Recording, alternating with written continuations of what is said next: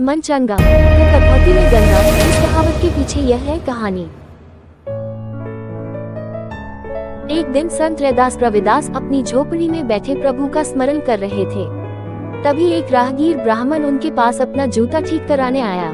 रैदास ने पूछा, कहाँ जा रहे हैं? ब्राह्मण बोला, गंगा स्नान करने जा रहा हूँ। जूता ठीक करने के बाद ब्राह्मण द्वारा दी मुद्रा को रैदास जी ने कहा कि आप यह मुद्रा मेरी तरफ से माँ गंगा को चढ़ा देना।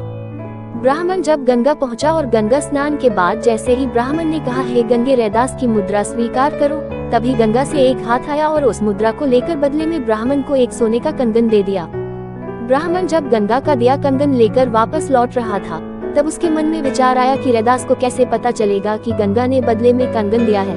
मैं इस कंगन को राजा को दे देता हूँ, जिसके बदले मुझे उपहार मिलेंगे।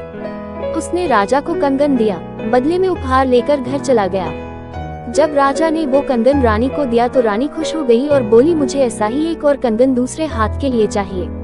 राजा ने ब्राह्मण को बुलाकर कहा, वैसा ही कंगन एक और चाहिए, अन्यथा राजा के दंड का पात्र बनना पड़ेगा।